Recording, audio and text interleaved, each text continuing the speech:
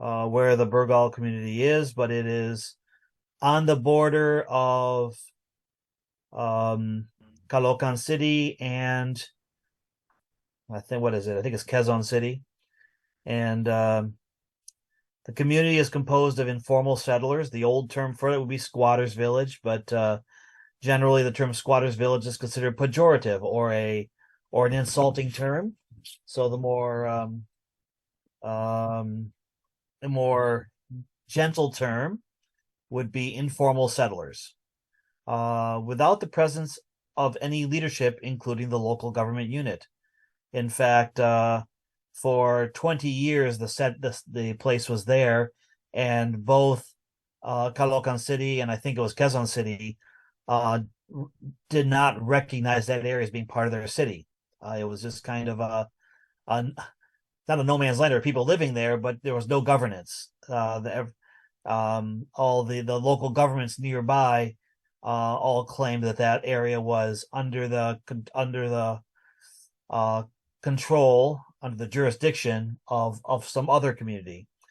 However, only recent sorry, I said it backwards. For many years, there was no recognition, but around 20 years ago, it was recognized to be a barangay um, of Caloocan.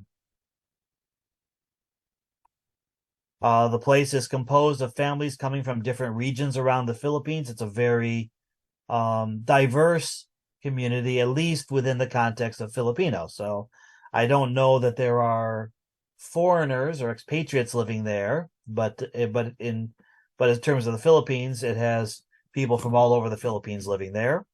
Much like many informal settlements, they would be mostly newer arrivals. Often when people move into a new city, they end up they often come there for opportunity, but they also means they don't have money, and so they end up kind of clustered together in inadequate housing, and then slowly hope to work up from there. Um, there is one church presently that works in that community. However, and Huey Shan was saying that one of the challenges of it is that it is um, it isn't necessarily a church in which the locals would feel comfortable going to, because, for example, even things like child dedication they charge money for at that church, and of course most of the people there have very little money. Um, they range from being the poor to being um, less than poor. Okay, so they are to the point where they have to work constantly just to feed themselves every day, or there's even doubt whether they would have food for every meal. Um, there are some people within larger concrete houses, including even some pastors. Remember, a lot of pastors in the Philippines don't earn much money, but their local churches are elsewhere. They don't actually serve in that community. The community consists of two compounds. Each compound has around 300 plus people. Total population of the Burgal area is around a little over 600 people. And by the way, the reason why it's called Burgal is because it's near a hardware store called the Burgal Hardware. So again, it existed as a community long before it had a governance. So people would just identify it based on landmarks. Um,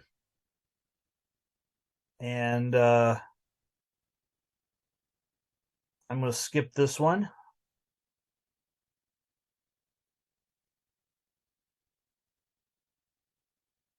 Um, yeah, I'll read the bottom one. All of them are informal settlers, but there are some residents who built more little rooms for rentals for outsiders.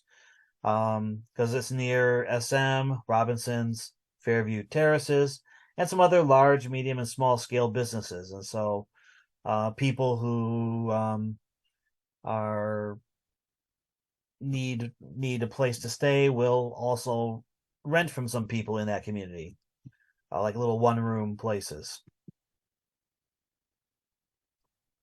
There's a lot of little alleys um, um, connecting everything. Dogs and cats are either in a cage near the door or live inside the houses. They keep dogs for protection from thieves and bad people, and they keep cats to catch rats. They have a problem. They also have problems with sewage and lack of drainage. A little rain may flood those houses and the lower parts or corners. Vices are rampant in this community, such as drugs, alcohol, cigarettes, and gambling, and adultery is also common. Lack of employment um, and lack of unity or sense of community also exists there. So methodology, the study was composed with qualitative data from informal interviews. So she interviewed several people to gain insight into what's going on in the community. She selected these responders as people of peace within the community. In other words, people that she thought that she could work with who would give her access to the community.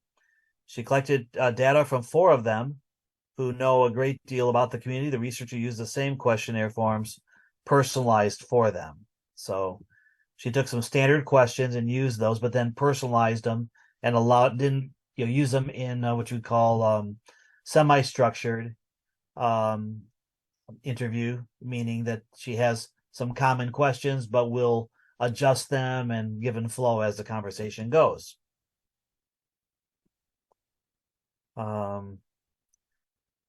She added some definition of terms, which is a good thing, and some background data. Urban poverty is the situation where people who live below a certain amount of income in a city and who have limited access to some social means. So it's fine. Rural areas in the Philippines show a poverty rate of around 36% in comparison with 13% in urban areas.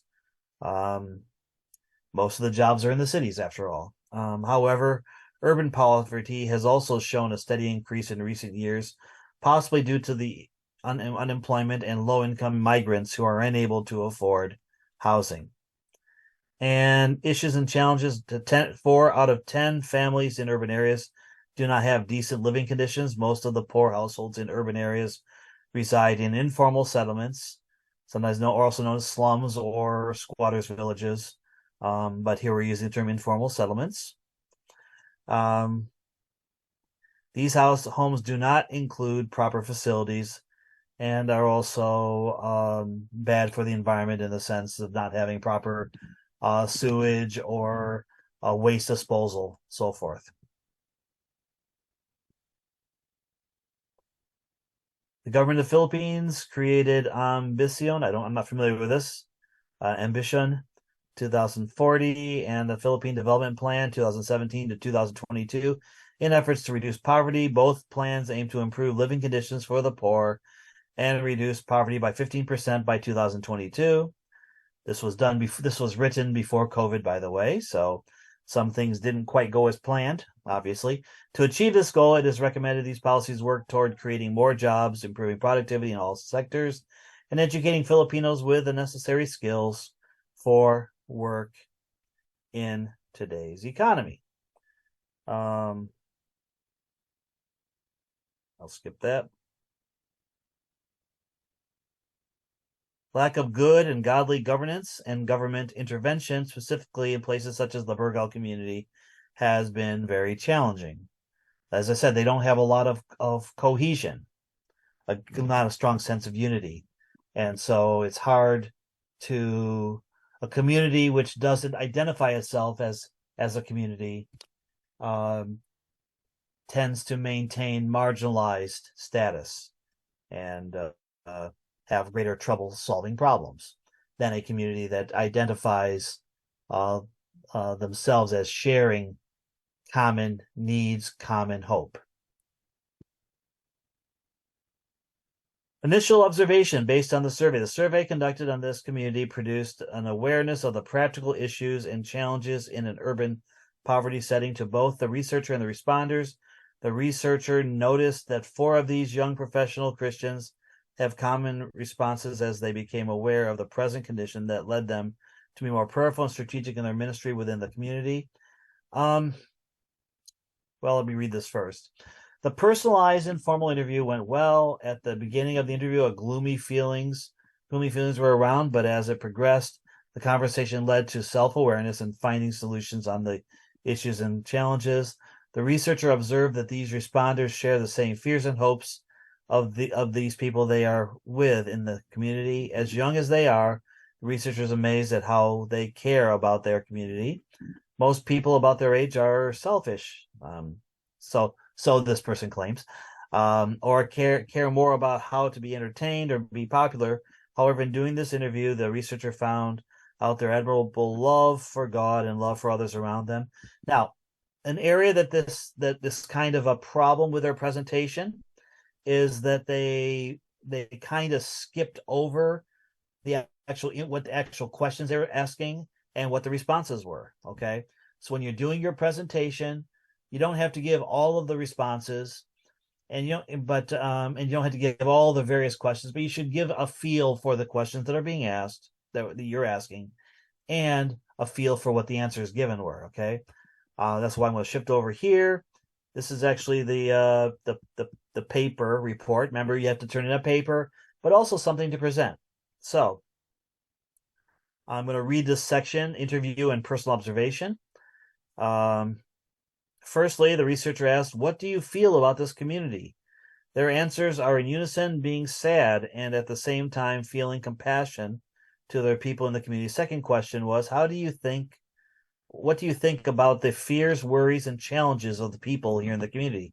Their answers, again, almost the same, bringing up all the issues and challenges, such as lack of employment, financial difficulties that led to nonstop vices such as addiction and online gambling, including the improper waste disposal that causes drainage problems, no proper living quarters and rights, walang pagkakaisa, or lack of unity in the community, lacking good leadership and governance.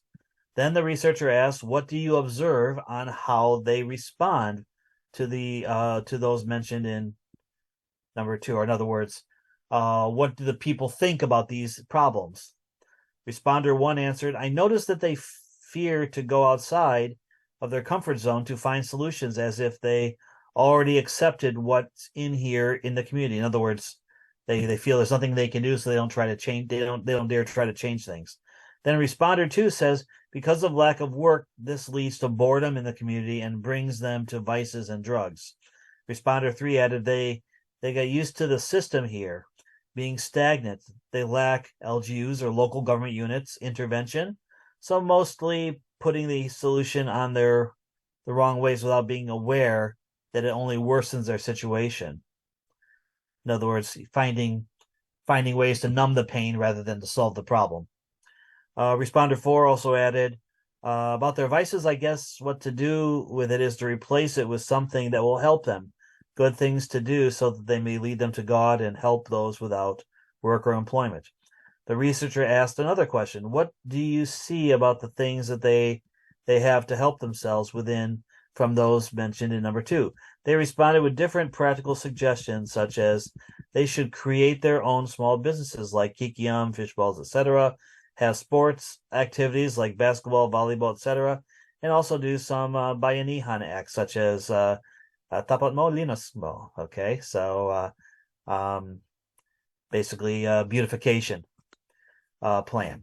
One of them also added, "We need good leadership in the community, someone who will motivate the people to do the right thing for the betterment of everyone." The researcher asked another question: "What do you think their hopes and dreams are?" They responded, "People in this community are dreamers. They dream of getting rich to get wealth.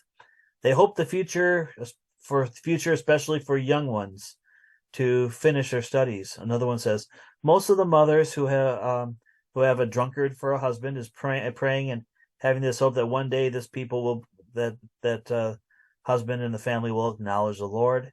Another one added, "I think their hopes and dreams is to have a better life, a safer place to no more poverty, neat and clean environment, especially with good drainage. Also, that one day there's no chaos, but peace and harmony alone, as opposed to violence and stealing and so forth. Also, hope for the future starts by having an opportunity that everyone will have a good quality education, having an excellent leader that will lead and help them have better citizenry. Researcher follows up another question. What do you think and feel about the external help that would need in order to achieve their hopes and dreams? One of them said, perseverance on their work and fear of the Lord. Create a tutorial workshop for the people who are not capable to read and write. Another one said support. Okay, I'm not going to go. I've kind of gone through quite a bit of this. I don't want to go through all of it, but you see that this thing has a rather large section where they go look. It talks about the questions they ask and the responses they got. In that should be in your the report that you send me. But as far as what's presented to the other classmates, you don't have to put everything in there, but you should put some in there. Huey, when she did this one, she really didn't put the questions and answers down, just her overall observations of the responses. The personalized informal interview went well. At the beginning of this, I already said that. I'll go forward. Okay, now, I'll get to that later.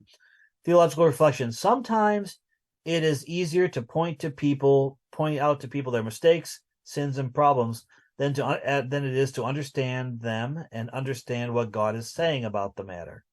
Luke 4:17-19 says, Jesus stood up to read, and the scroll of the prophet Isaiah was handed to him. Unrolling it, he found the place where it is written, the Spirit of the Lord is on me, because he has anointed me to proclaim good news to the poor. He has sent me to proclaim freedom for the prisoner and to recover the sight of the blind, to set the oppressor free, to proclaim the year of the Lord's favor.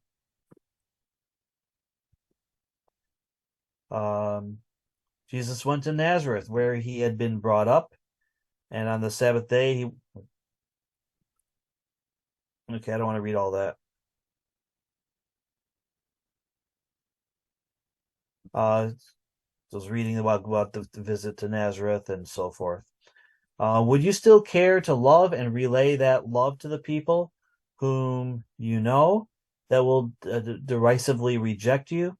Perhaps we cannot, but Jesus exemplified that before moving on to other places, he did not neglect and the deprived of or deprive the people of truth. Why am I having this reflection this way? Perhaps some will think people end up in a poor state because of their choices in their lives, and that there's some biblical truth to that. Even the Bible speaks that obedience leads to blessing and disobedience leads to being cursed. However, Jesus Christ himself still made himself known to them, though he probably knew that they would despise him. So I'm not going to read the rest of that. Conclusions. Doing this research is an eye-opener to both the researcher and the responders. Perhaps the situation at hand in the community and knowing all the issues and challenges feels hopeless, but this is a great opportunity to imitate Christ by sharing the gospel to these people. As one of the responders says, to continually proclaim Jesus Christ as Lord and Savior to these people, whether here or in the Philippines or other two-thirds countries, urban poverty is a normal, common thing. So this would be an example of a presentation of an ethnography. Okay. Now I would say a couple things to change. One was what I already said, that you should have the kind of the questions that you are asking, and the responses actually in the presentation. Don't have to have everything in there, but you should have more than just the general observations. The second thing is really more on a practical level. She interviewed some young professionals who are Christians, okay? And it's okay that she chose to do that, because these are people that are long-term part of the community. However, I would tend to suspect she would get more useful answers by talking to people who were not necessarily professionals in the community, or um, are self-described evangelical Christians, because in some sense, she's still kind of asking them to give their opinion of people who are kind of unlike them, even though they still live in the same community. So I would have probably recommended that she interviewed some people who didn't self-identify as evangelical Christian, and maybe people who wouldn't necessarily identify themselves as young professionals, or at least not professionals. But that's a personal thing. I would say definitely if you're trying to set up an outreach in that particular community, you need to find out how the people think of themselves. Okay. So that's kind of a personal thought there. So anyway, when next week we start doing the presentations, I will send this to everybody so they can look at it. They can use this as maybe a little bit of a guide, and so you can do your ethnographic presentations. Is there any questions on this?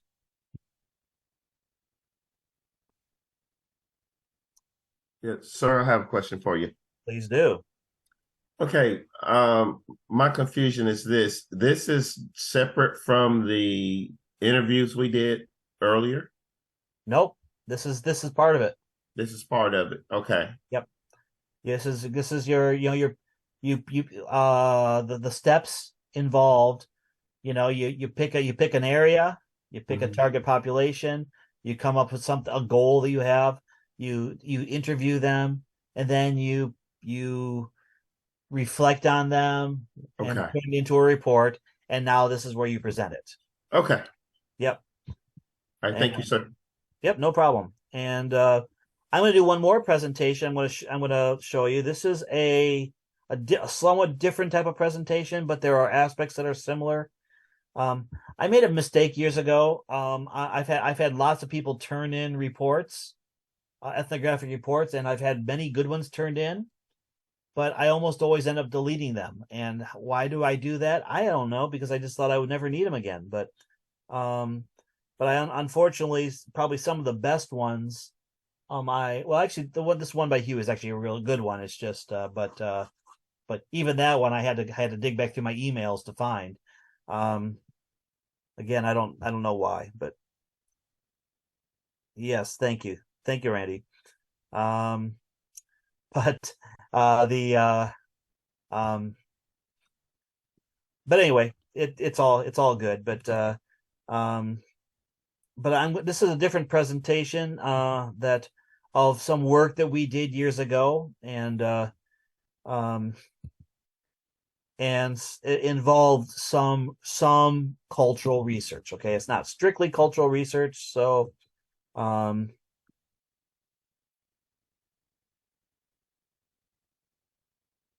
so your presentation should be a little bit different than this, but nevertheless, I think it's still a good model in a sense, in some ways. Um, let's see here. Where did I? Oh, I got to do up here. So no real requirement on how long it should be. If you're writing less than 5 pages, you probably haven't written enough. Um, if it's more than 10 pages, you're probably writing too much. But I don't have a strict word thing.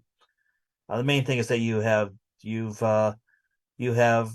handled the requirements of the content well. Let's see here. Share. Here we go.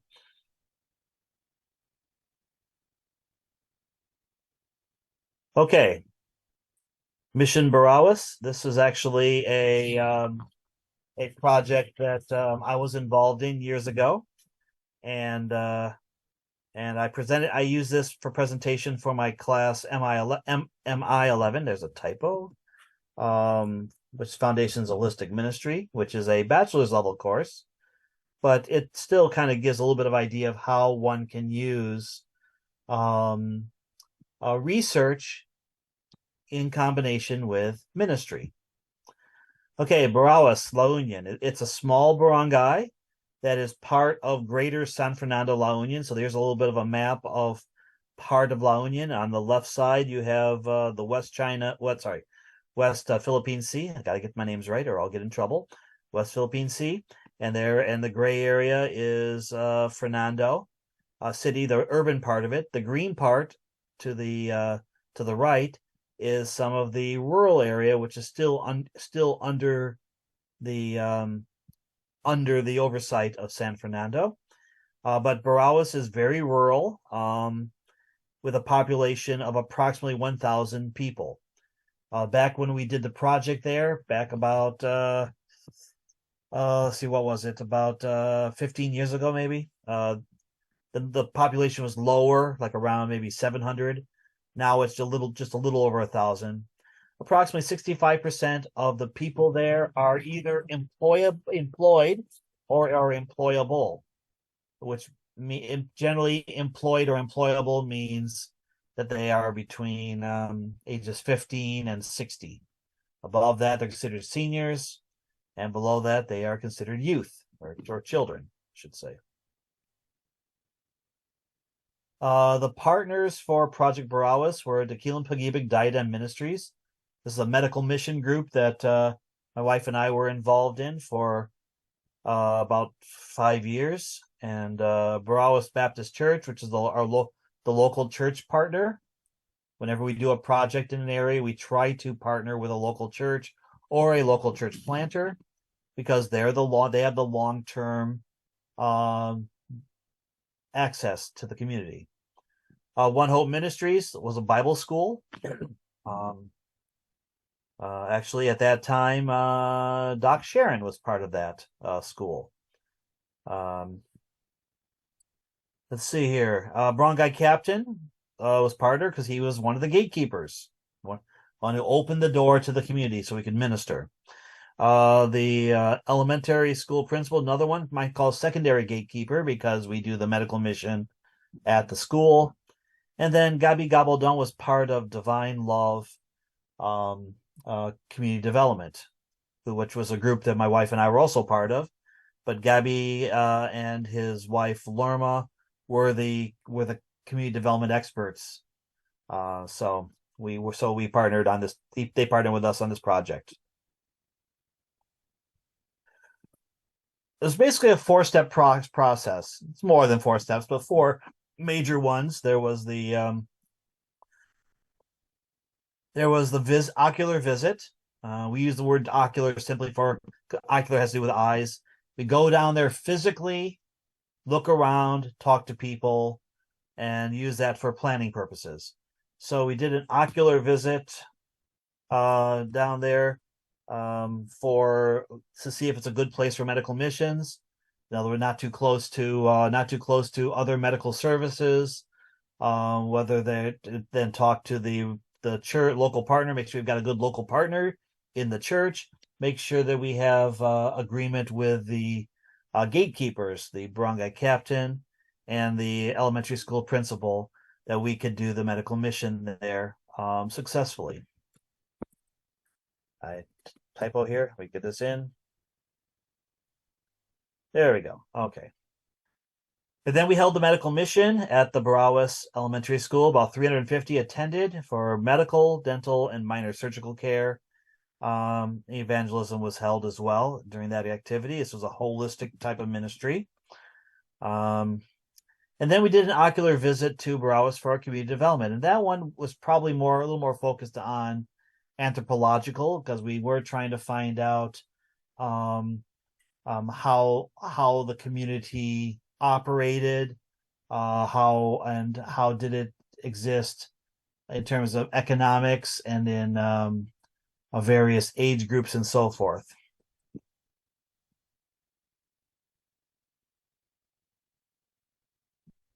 So I'm going to focus on the ocular visit for community development. The initial conversation with the barangay captain identified a problem. When we go there, one of the things we want to find out are what their problems are, and they had kind of 2 major problems. one problem that and these are things that they identify.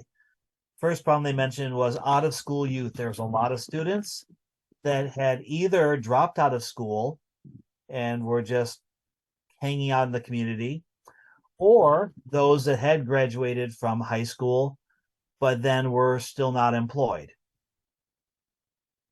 Um, and based on this recognized need, it was decided that a project to minister to the out of school youth would be beneficial. Um, and then on a walk through the community, a second problem was identified, and that had to do with economics. The primary cottage business in Borawas is producing uling, or in other words, charcoal. Okay. And so of course this is, how do you make charcoal? Well, you cut down trees, you dry out the wood, and then you put it into a specialized furnace with low oxygen. And in doing that, instead of the wood burning up, it gets turned into charcoal. However, this has been done there in Browse for many, many years, to the point that most of the trees have already been cut down. No new tree plantings were done. And so as time went on, they've had fewer and fewer trees. And now they're at the point where about the only viable trees left for making charcoal, uling, is cutting down fruit trees. And of course, obviously, cutting down fruit trees is not ideal, because the fruit trees also provide economic benefit, but then also just personal food benefit for the community. So they've been holding off on cutting those down, but they've run out of regular trees.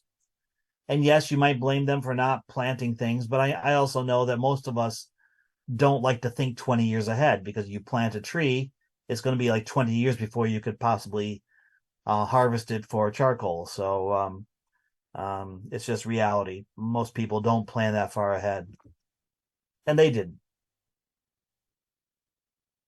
So if we look at SWOT, strengths, weaknesses, opportunities, and threats.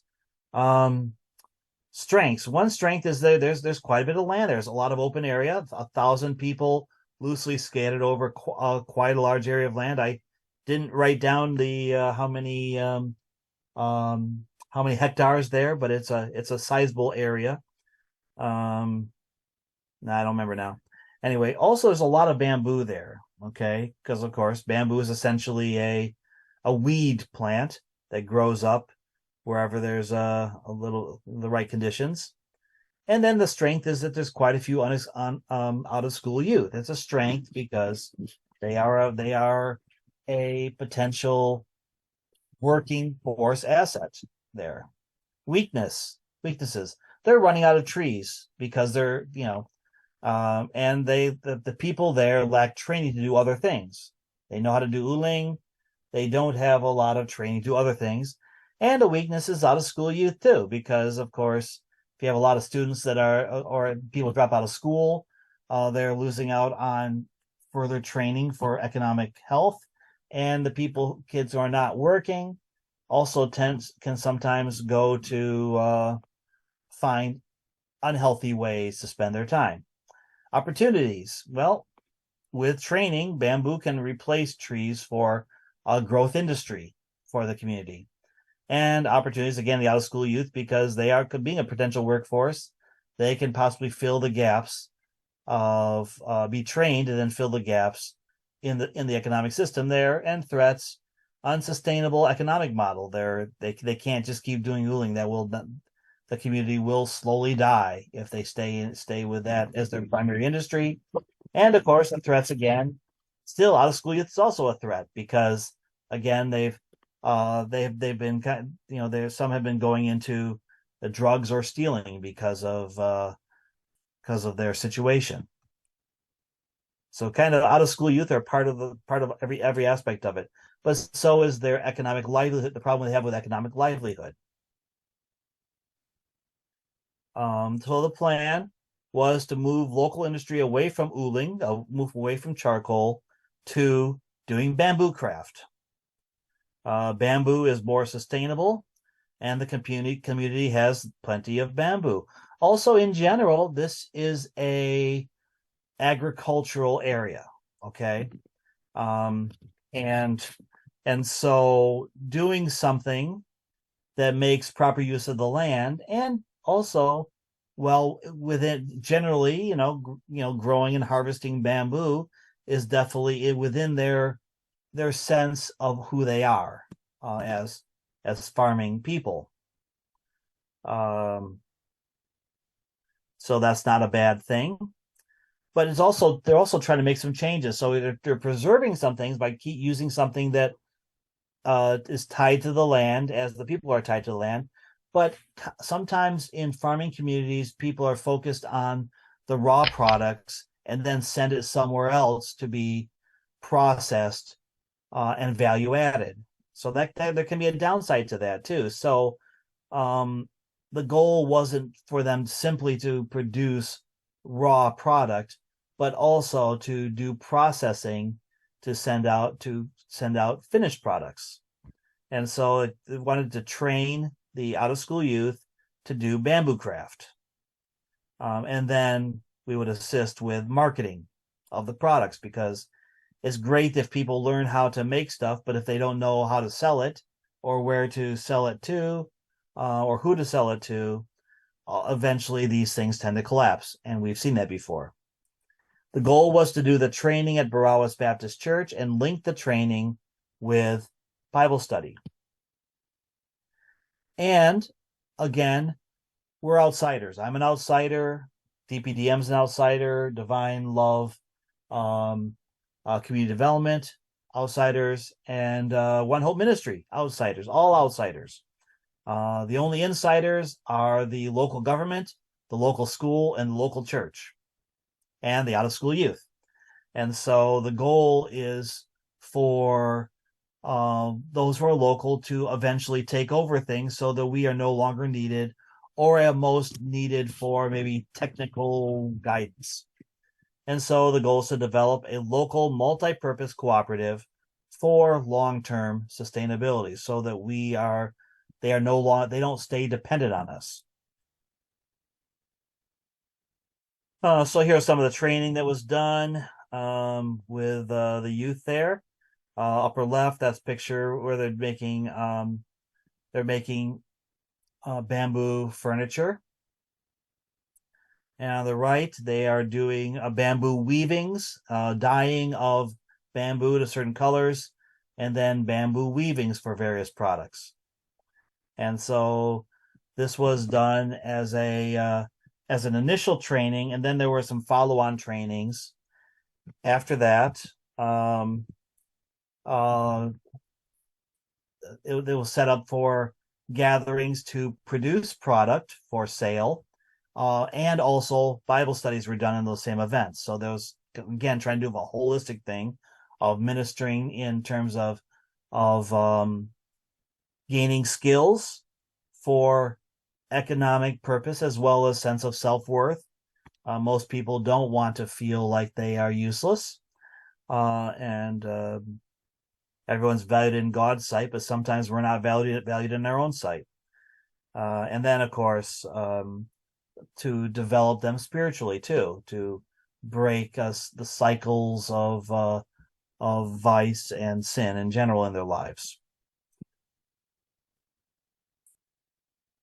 Spiritual results. Well, approximately 200 prayed to receive Christ at the medical mission event, which is good. Now, again, we can't always judge how many people truly gave their life to Christ, but in some ways they opened the door to further work. Okay, we assisted Barawas Baptist Church in establishing new Bible studies, incorporated out of school youth into Bible studies that were also tied to the bamboo craft work. Assisted in developing partnership between church and the barangay.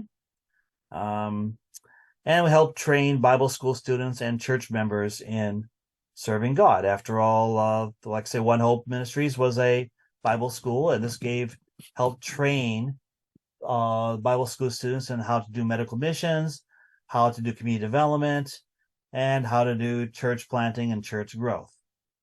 And of course, people who are involved in the medical mission as well. We gave them the opportunity to serve and to learn through serving. over 300 treated in terms of medical, dental, and minor surgical care. There was work training for out of school youth. Sustainable economic model was established, and partnership with a marketer of bamboo products. We had a marketer um, who sold bamboo furniture and other such things in Europe. Now, again, remember when you look at when you're doing like trade, you have to know both cultures, okay? And In Europe, there's a great desire for bamboo because there's a great pressure in Europe to to have sustainable products, natural sustainable products that have been come from non-exploitative sources. But there's also some other rules too. First of all, they have to be kiln dried because you're not allowed to export materials that may have various fungal diseases or insect growth or other things. Additionally, they want products that have low VOC treatment, so they don't want you to spray urethane all over it to protect it because that puts a lot of harmful gases in the air and that wouldn't pass the requirements in Europe. So there's actually had to be a little bit of a give and take for those who are in Morales to be able to produce bamboo craft that were desirable for sale in Europe, meeting the requirements that Europe had for these sort of things.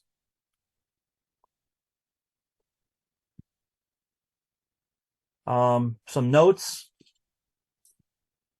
One of the goals was for this work to be holistic. In other words, integration of social and spiritual, not just focusing on meeting social or economic needs, and not just focusing on making sure you achieve spiritual needs. A second goal was for the outside entities, DPDM, One Hope Ministries, Gabby Gabble Nun, Divine Love, Comdev, and so forth, to be involved temporarily. Focus was on transfer of skills and organization to local control. Third goal was to bring together religious, educational, economic, and governmental groups and people in partnership. We like it when people can come together and work together for the common good in the community.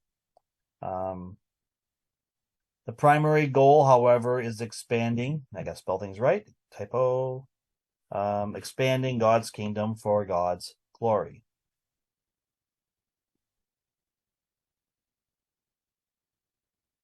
Well, here's a little picture of the bamboo craft on the side.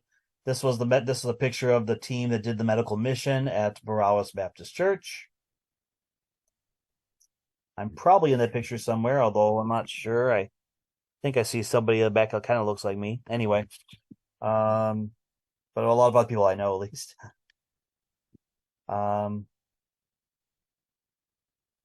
And I'll skip those because those are for the other class, and that doesn't involve you. So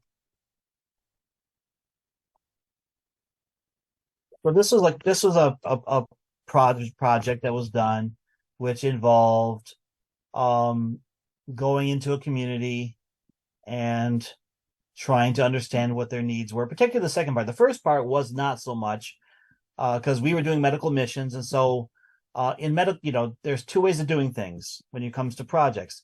If you have a specific ministry, then you need to find what places need that ministry.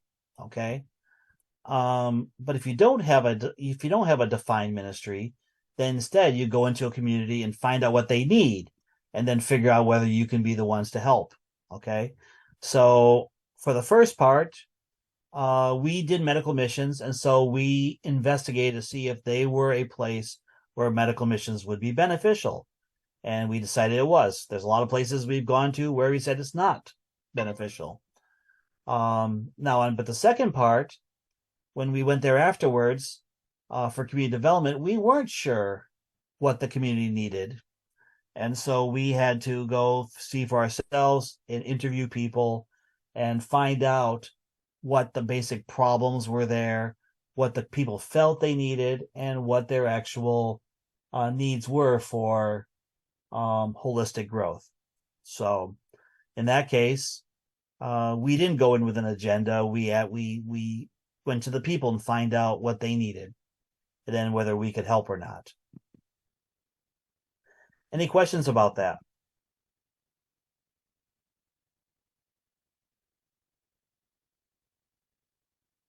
Okay. Anyway, this is a different. So this is a different presentation. This one is not necessarily an ethnographic report. However, it kind of shows how one can do a kind of community research and then link that to doing ministry. After all, you all are being trained to work in your respective communities or go to other communities and work. And your goal isn't necessarily just to research so that you know stuff, but that you can figure out how you can be a blessing in that community, how to bring about expansion of God's kingdom, how to holistically minister there. So I just wanted to use this as an example. Any questions with that?